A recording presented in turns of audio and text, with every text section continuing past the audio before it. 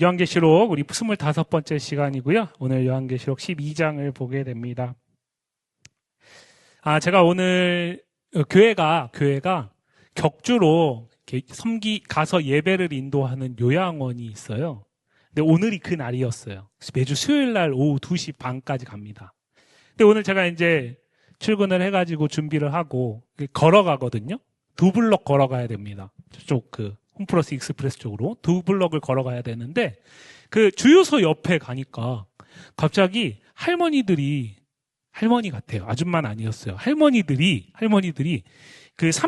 24롤 정도 되는 휴지를 하나씩 이렇게 들고 한 20명 이상이 나오시는 거예요.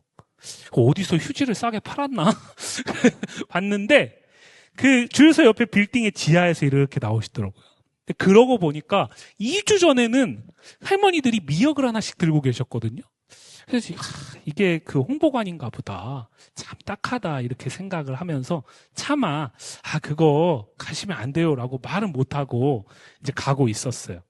근데 이제 2블럭을 계속 같이 가는 분들이 계셨어요. 근데 신호등 앞에 섰는데 저와 같은 생각을 하신 한 아주머니가 그거 사기라고 얘기를 하는 거예요. 그러니까 그 할머니 중에 한 분이 웃으시면서 우리도 다 알아요 그러는 거예요. 그런데 저 이런 생각이 들었어요. 다 알죠. 근데 희한하게도 늘 당하잖아요. 그죠? 그러니까 가면 안 되는 줄 알면서, 가면 속는 줄 알면서, 속아서 뺏기는 줄 알면서 그 자리에 가는 것은 무모한 겁니다. 무모한 거예요. 피하는 게 맞는 거죠. 안 가는 게 맞는 겁니다. 여러분, 오늘 말씀 속에서 우리가 함께 읽었던 말씀을 보면요, 영적 전쟁의 모습이 드러나고 있어요. 지난 시간에도 2주 전이죠? 2주 전에도 말씀을 드렸고, 우리 계시록을 통해서 계속 보는 건 무엇이냐면 영적 전쟁은 분명히 있다. 그리고 그것은 그렇게 간단한 문제는 아니다. 그렇죠? 그래서 울부짖었던 거잖아요. 주여 어느 때까지 우리를 압제하고 박해하는 자들을 내버려 두시겠습니까? 그래서 울부짖었던 거잖아요. 요한계시록 6장에서. 그리고 그에 대한 응답이 우리가 앞서 살핀 7 나팔의 환상이었던 거죠. 분명히 가볍지 않아요. 그런데 그때도 제가 말씀드렸지만 적잖이 마치 영적 전쟁이 없는 것처럼 생각하는 성도들이 꽤나 있어요. 그런데 그것은 아주 위험합니다. 그것은 마치 무엇과 같냐면 제가 예에서 들었듯이 그 할머님들과 같아요. 당장 눈앞의 것에 마음을 빼앗겨가지고 당할 것을 알면서도, 사기당할 걸 알면서도, 속일 것을 알면서도 그 자리를 찾아가서 거기에서 나는 속지 않을 거라고 장담하고 있는 어리석은 모습과 같다는 거죠. 혹시 이 자리에는 안 계시겠죠? 계시다면 죄송합니다. 가시면 안 돼요. 속습니다. 네. 그런데 오늘 본문에서 다시 한번 그 부분이 강조되고 있죠. 우리가 함께 읽었던 말씀 속에서 두 가지의 하늘의 큰 이적이 등장하고 있어요. 하나는 한 여자, 해를 옷 입은 한 여자와 관계된 이적이고요. 하나는 큰 붉은 용과 관계된 이적입니다. 그런데 본문을 읽으면서 느끼셨겠지만 이 둘은 서로 대립적인 관계예요. 큰 용이 여자, 그리고 여자가 낳은 아이를 삼키려고, 해하려고 기다리고 있는 모습을 보셨지요? 그죠? 그렇습니다. 분명히 이것은 가벼운 문제가 아니에요. 없는 것처럼 여긴다고 없어지는 게 아닙니다. 오히려 알고 경계해야 하는 거예요. 우리가 앞서 살폈던 소아시아 7교회가 책망받았던 문제들이 바로 이 문제들이에요. 그들에겐 분명히 교회 안에서 반드시 있어야 할 아름다운 모습들이 있었어요. 칭찬들이 있었습니다. 그럼에도 불구하고 엄연하게 있어서는 안 되는 책망받을 모습들이 있었죠. 그 교회들은 이 문제를 그렇게 심각하게 받아들이지 않았던 거예요. 그러니까 대표적으로 드아디라 교회 같은 교회는 이세벨이라는 여인을, 거짓 선지자를 용납했던 것입니다. 어쩌면은 우리 교회가 그 정도는 충분히 감당할 수 있지. 속겠어? 그런 아니란 태도를 가졌었을지도 모르겠어요. 분명히 있습니다. 분명히 있어요. 이 영적 전쟁이 우리가 성도로서 한국 사회 안에서 지나치게 한쪽 측면만 강조되다 보니까 건강한 신앙을 가지려고 하는 성도들에게는 마치 영적 전쟁이 없는 것처럼 여겨버리는 경우들이 많거든요. 왜냐면은 영적 전쟁이 마치 어떤 문화 전쟁이거나 어떤 이념 전쟁이거나 이런 거라고 생각을 하거든요. 그런데 사실은 우리의 삶의 현장에서 있는 겁니다. 그런 어떤 거창한 아젠다가 아니에요. 근데 이게 너무 소리가 강하다 보니까 이게 없는 것처럼 여겨버리는 대다수의 성도들이 있어요. 그러니까 나도 모르게 넘어가는 겁니다. 그래서 먼저 오늘 본문에서는 그것을 강조하고 있어요. 이 문제 그렇게 가볍지 않아요. 왜냐? 함께 읽었던 본문을 보시면 하늘에 큰 이적이 보인 첫 번째 해를 옷 입은 한 여자의 모습과 그 다음에 또 다른 이적 가운데 나타나는 큰 붉은 용의 모습은 성경에서 묘사하는 부분이 비슷해요. 그렇죠? 머리에 관을 쓰고 있잖아요. 3절 보시면 큰 붉은 용도 머리에 7 왕관, 관을 쓰고 있어요. 비슷해요. 그게 무슨 얘기예요? 속기 딱 좋다라는 거예요. 속기 딱 좋다라는 거예요. 우리가 영적 전쟁에서 넘어가지 않으려면 이것을 가볍게 여겨서는 안 돼요. 우리에게는 그것을 스스로 분별하고 이겨낼 수 있는 힘이 없습니다. 없습니다. 그래서 오늘 우리는 다시 말씀 앞에 서서 하나님의 은혜를 구하는 거죠. 그런데 오늘 본문은 그보다 이 두 이적의 차이에 더 주목을 하게 하고 있어요. 차이에. 그 차이를 보기에 앞서서 이 오늘 본문은요, 이 신천지를 비롯해서 여러 이단들이 자신들의 교주를 정당화하기 위해서 사용하는 대표적인 본문 중에 하나예요. 왜냐하면 오늘 본문에 보면 12장 1절에 한 여자라 그러죠. 그리고 5절에 보면 그 아이라 그러잖아요. 그러니까 이것이 마치 어떤 특정한 사람을 지칭하는 것처럼 문자적으로 받아들인단 말이죠. 그래서 신천지는 실제로 이것을 이만희라고 연결을 시켜요. 그런데 절대 그렇지 않습니다. 이것은 지금까지 우리가 계시록을 봐왔던 맥락 안에서도 말이 안 돼요. 왜냐, 지금까지 봐왔던 맥락 안에서는 결국에는 교회를 대상으로 이 편지를 쓰고 있다는 걸 우리가 계속 확인한 거죠. 그렇기 때문에 그렇게 볼 수는 없어요. 그럼 이 얘기는 무슨 얘기일까요? 우리 1절 말씀부터 한번 보도록 하겠습니다. 1절 말씀 보시면 하늘에 큰 이적이 보이니 해를 옷 입은 한 여자가 있는데 그 발 아래에는 달이 있고 그 머리에는 12별의 관을 썼더라. 이게 무슨 얘기일까요? 이게 무슨 모습일까요? 이게 정말 신천지 이만희를 비롯해서 여러 이단들이 자신들의 교주를 이것과 문자적으로 연결시키기 위해서 그렇게 꾸미는 그 모습을 말하는 걸까요? 여러분, 요한계시록 첫 시간에 말씀드렸듯이 계시록은 구약 성경을 바로 이해하시는 게 요한계시록을 어떤 의미인지 찾아가는데 아주 중요하다라고 말씀드렸던 거 기억하시죠? 자, 이 본문은 구약 성경의 대표적인 몇 구절을 통해서 교회를 가리키고 있다는 사실을 발견하게 됩니다. 세 구절만 보려고 하는데요. 자, 창세기 37장 9절 보시면 요셉이 다시 꿈을 꾸고 그의 형들에게 말하여 이르되 내가 또 꿈을 꾼즉 해와 달과 11별이 내게 절하더이다 하니라. 잘 아시는 거죠? 그죠? 건방지게 요셉이 자기 형들과 자기 아버지까지도 자기 앞에 절하는 꿈을 꿔가지고 저게 빌미가 돼가지고 요셉이 팔려가게 되잖아요. 그런데 성경의 37장부터 50장까지의 흐름을 쭉 보시면 저거는 실제로 이루어집니다. 그렇죠? 가깝게는 요셉이 애굽의 총리가 되면서 형들이 그 앞에 나가 절해가지고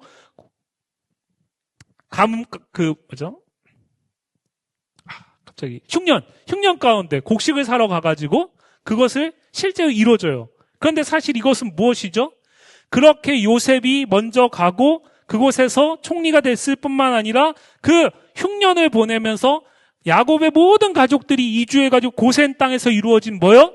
이스라엘 백성 공동체를 가리키는 겁니다. 그렇죠? 그리고 궁극적으로 저것은 그 공동체 안에서 지향하고 성취되는 메시아 예수 그리스도를 말하는 거죠. 또 한 구절 보시면 아가서 6장 10절입니다. 아침 빛같이 뚜렷하고 달같이 아름답고 해같이 맑고 깃발을 세운 군대같이 당당한 여자가 누구인가? 이 본문은 조금 더 오늘 본문하고 직접적으로 좀 연관이 되어 있죠. 왜냐하면 여자잖아요. 그리고 빛도 나오고요. 달도 나오고요. 해도 나옵니다. 이것은 술람미 여인의 모습을 묘사하는 거예요. 그런데 술람미 여인의 모습은 교회를 뜻합니다. 구약의 교회, 이스라엘 공동체를 얘기를 하는 거예요. 하나님의 선택받은 백성들의 모임을 얘기를 하는 겁니다. 하나님 보시기에 그렇다라는 거예요. 예수 그리스도가 교회를 바라보는 사랑의 눈이 저렇다라는 거예요. 또 한 구절 보시면 이사야 62장 3절 말씀입니다. 너는 또 여호와의 손에 아름다운 관, 내 하나님의 손에 왕관이 될 것이라. 이것은 회복될 새 이스라엘, 새 예루살렘을 말하는 표현이에요. 그럼 대표적으로 세 구절만 봤지만 정말 많거든요. 그럼 이 모든 구절은 뭘 얘기를 하는 거죠? 결국에는 구약에 나오는 이스라엘 백성 공동체, 구약 교회를 말하는 겁니다. 구약만 그럴까요? 그렇지 않아요. 요한계시록 안에서도 나타나요. 계시록 1장 16절 보시면 같이 한번 읽어볼까요? 그의 오른손에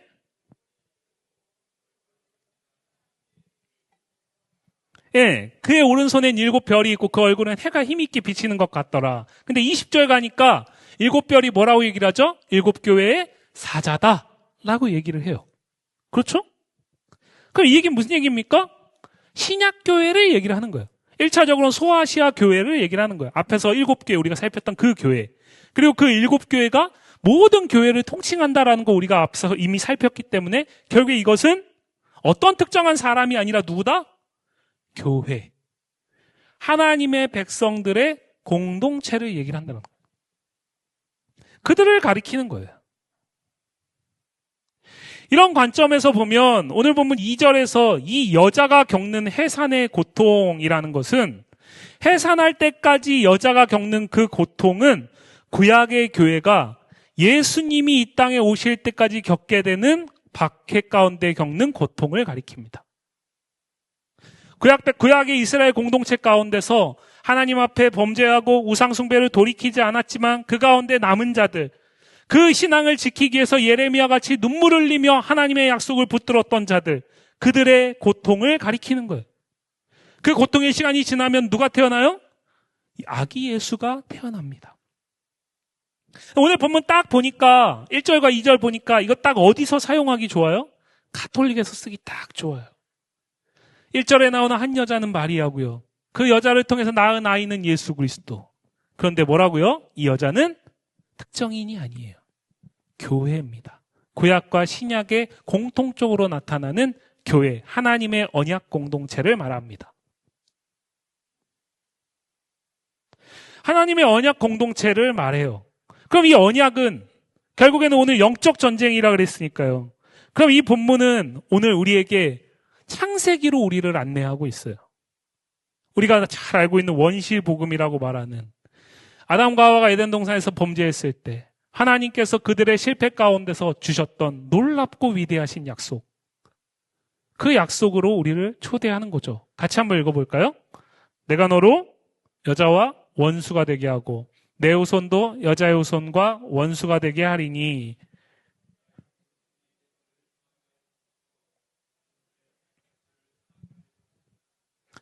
그렇죠?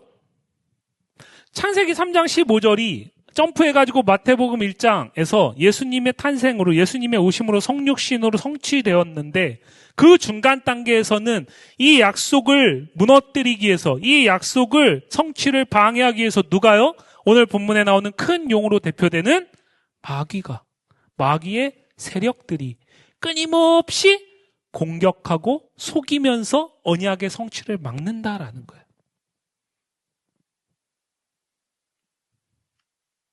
실제로 이 큰 붉은 용은, 마귀로 대표되는 이 마귀는 이 예수님이 이 언약을 성취하시는 그 극적인 현장에서 예수님을 죽게 함으로써 방해하는데, 막아내는데 성공했다라고 착각했죠. 그런데 결과적으로는 어떻습니까? 삼키지 못했어요. 결과적으로는요, 삼키지 못했어요. 우리가 복음서에서 만나는 예수님이 탄생하신 이후에 얼마나 위기가 많습니까? 그 당시에 헤롯으로 대표되는 정치적 권력자를 이 큰 붉은 용이 사용해가지고 호정령을 통해서 몇 세 이하의 아이는 다 죽이려고 했잖아요. 그죠? 공격이 분명히 있어요. 그러나 피한다라는 거죠. 그러나 당하지 않아요. 왜요?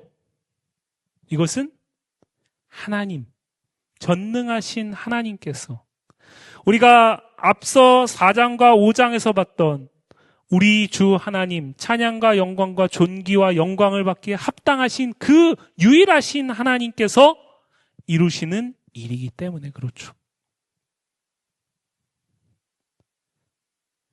용이 아무리 계획을 해도 무산시킬 수도 없고 지체될 수도 없어요. 오늘 본문에서 여자가 낳은 아들이 바로 이 메시아를 가리킨다라는 것은 5절에서 다시 한번 확인됩니다. 5절 한번 같이 읽어볼까요? 오늘 12장 5절 본문 보시고 같이 읽습니다.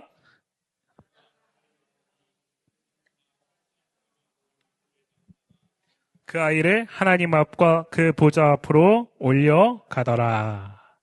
자, 이 말씀도 구약 성경의 시편 2편에 나오는 말씀을 인용하는 거예요.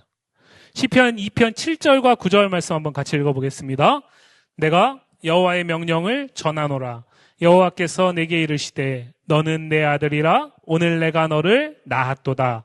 내가 철장으로 그들을 깨뜨리며 질그릇같이 부수리라 하시도다. 이것은 시편에 나오는 대표적인 메시아 시편이거든요. 여기서 말하는 이 오늘날 내가 낳았다는 그 아들이 바로 메시아 예수 그리스도를 가리킵니다. 그 예수 그리스도 이 말씀을 인용해가지고 오늘 5절 말씀에서 말하는 거예요. 어떤 권세를 준다고요? 철장으로 만국을 다스릴 권세를 가진 남자, 아이를 낳은다라는 거예요. 이 여자가. 자, 그런데 서두에 제가 이런 말씀을 드렸어요. 여자는 누구라고요? 교회입니다. 구약의 이스라엘 공동체가 하나님의 약속을 붙들고 신뢰하며 박해의 시간을 견딘 결과 예수님이 이 땅에 오셨어요. 그죠? 근데 그 예수님이 오시면 5절에서 끝나야 되는데 오늘 본문은 5절에서 끝나지 않아요. 6절로 이어져요. 6절 말씀 한번 같이 읽어볼까요?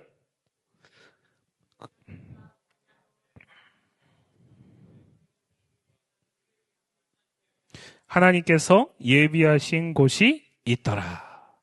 이 여자가 어디로요? 광야로 도망을 해요. 광야로 도망갑니다. 왜 도망갈까요? 박해의 시간이 너무나 고통스럽기 때문이죠. 이 광야라는 것이 오늘 계시록에서 오늘 본문에서 어떻게 사용되었는지를 이해하시는 게 오늘 본문을 이해하는 데 아주 중요합니다. 여러분, 우리가 생각하는 광야는 어떤 곳입니까? 광야는요, 생명보다는 죽음에 더 가까운 땅이에요. 소망보다는 절망이 더 가득한 땅입니다. 그렇죠? 먹을 것도 없고요. 그저 그냥 하루하루를 살아내기에 급급한 땅입니다. 그것을 우리가 출애굽기에서 이스라엘 백성들이 홍해의 기적을 경험한 이후에 광야에서 유리 방황하는 시간들의 모습을 통해서 간접적으로 알고 있습니다. 그들은 그 놀라운 은혜를 경험했지만 채 3일이 지나지 않아서 물을 달라고 아우성쳤고요. 그 가운데 하나님이 물을 주실 때 또 기뻐했지만 어느 순간 지나면은 또 뭐가 부족하다라고 아우성쳤어요. 그렇게 원망과 불평으로 점철되었던 땅이 구약 성경에서 광야입니다. 그런데 오늘 이 여자는 그 광야로 도망가요. 어쩌면 절망과 박해와 고통이 끊이지 않는 오늘의 현실을 벗어나서 도망가는 것이 광야인데 그 광야는 그 절망이 더 심하면 심하지 가볍지 않는 땅이잖아요. 그런데 구약 성경에서 이 광야는 표면적으로는 그런 땅이에요. 그러나 이면적으로 그 땅은 어떤 땅이냐?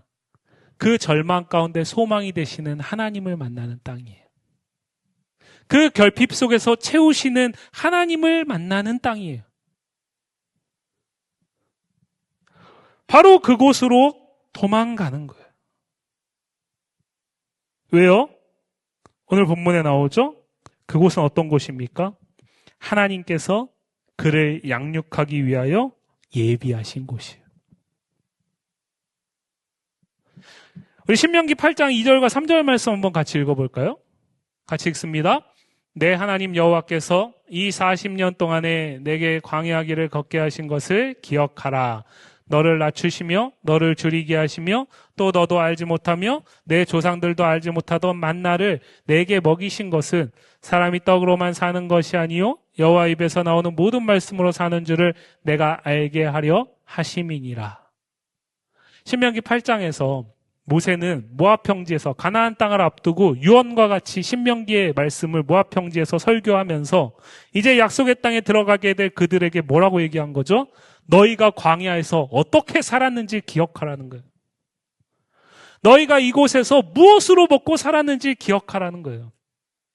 신명기 8장 1절부터 그 8장을 쭉 보시면 저 광야에서 저들은 발이 해지도 않고 부르트지도 않았어요. 왜요? 하나님이 그들을 보호하셨기 때문이에요. 신명기에 보면 그 광야에서 하나님은 독수리 날개에 업어가지고 이스라엘 백성들을 보호하셨어요. 잘 아시죠? 독수리가 자기의 새끼를 교육시킬 때 얼마나 강하게 훈련시킵니까? 그냥 낭떠러지에서 떨어뜨리잖아요.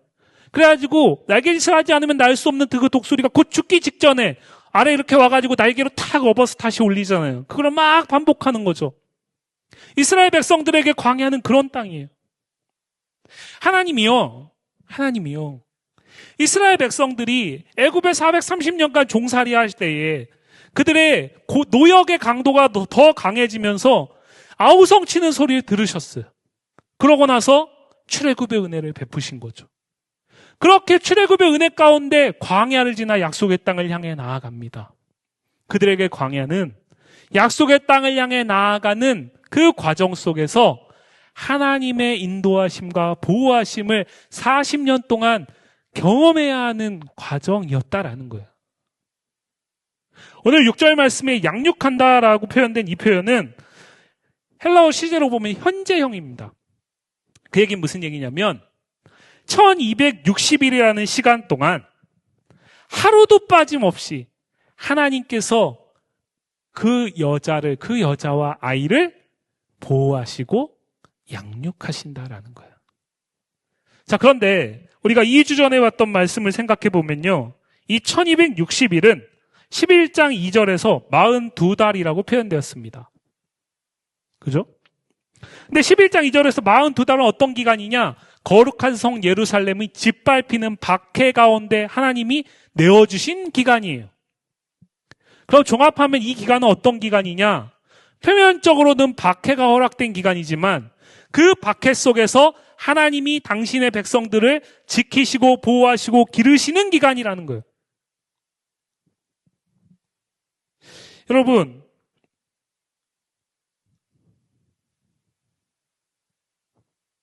왜 7 나팔 환상을 마치면서 바로 7 대접 환상으로 가지 않고 오늘 본문 안에서 사도 요한에게 하늘에서 이 이적들이 보여져야 됐을까요? 우리 요한계시록의 1차적 수신자들을 한번 생각해 보면서 한번 생각을 해 보실까요? 왜 이 이적이 보여져야 됐을까요? 지금 이들이 바로 그 광야로 도피하지 않으면 살 수 없는 시간을 보내고 있기 때문에 그래요. 로마 황제의 박해.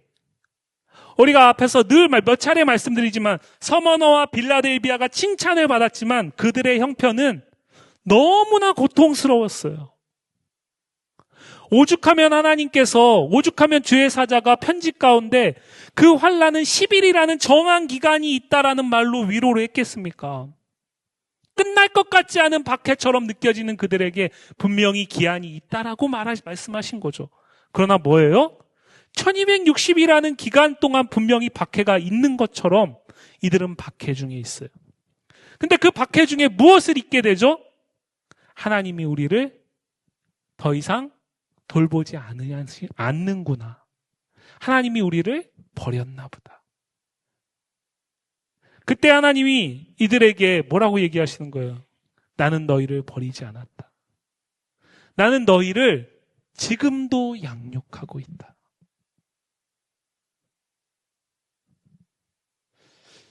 여러분, 이 5절을 지나면서 6절로 나아가는 이유가 무엇이냐면 바로 이것이 교회가 견뎌야 하는 이유이기 때문에 그렇습니다.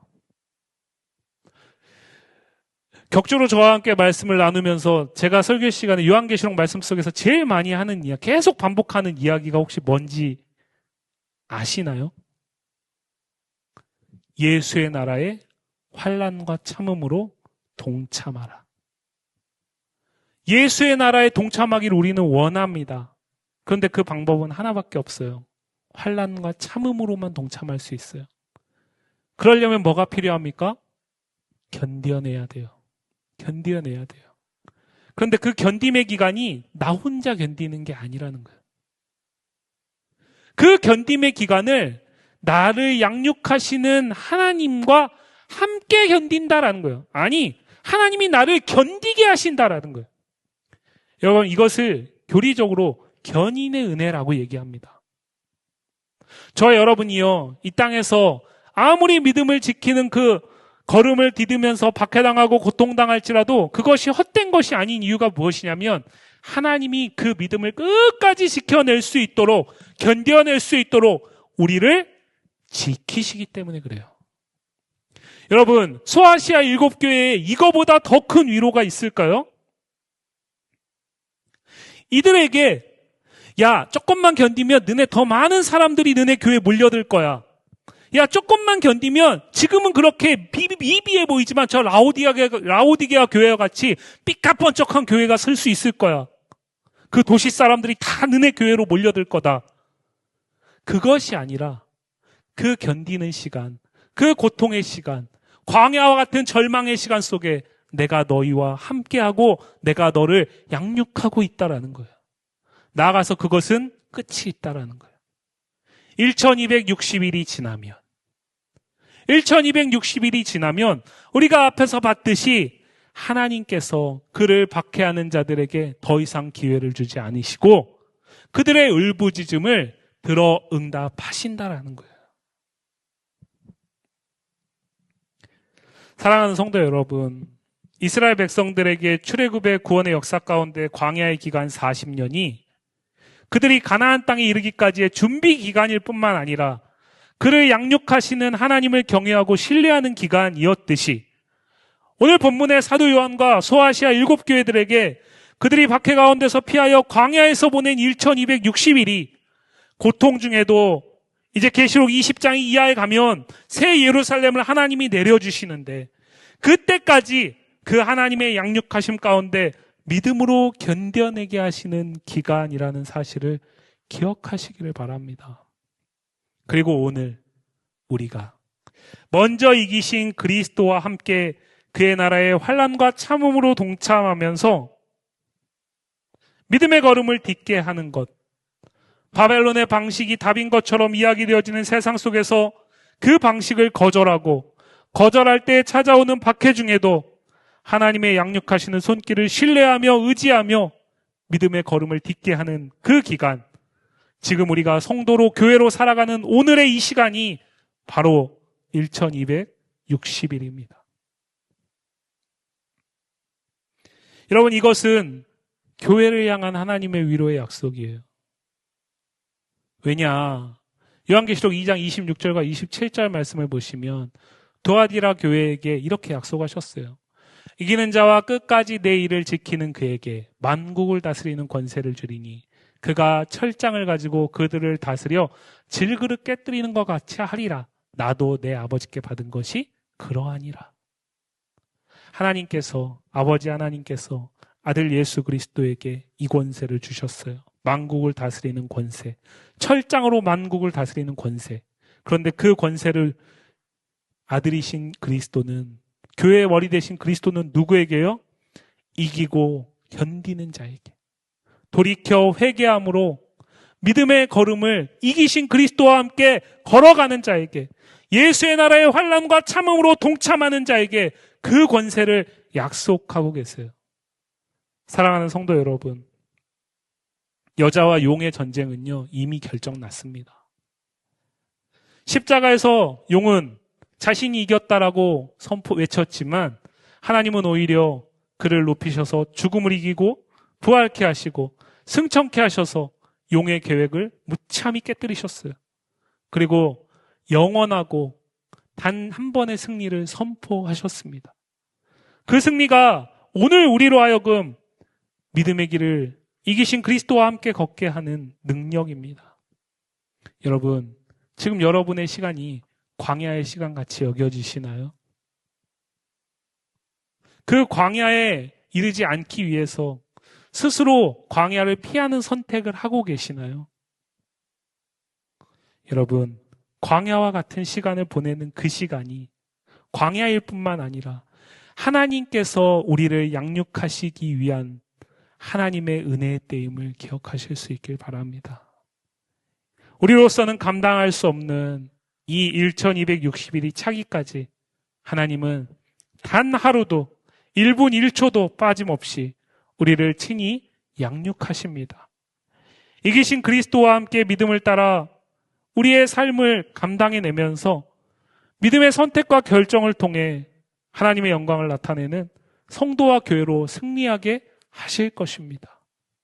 이 믿음으로 오늘도 먼저 이기신 주님과 함께 믿음의 길을 걸어가며 승리하는 성도와 교회이기를 주님의 이름으로 간절히 소망합니다.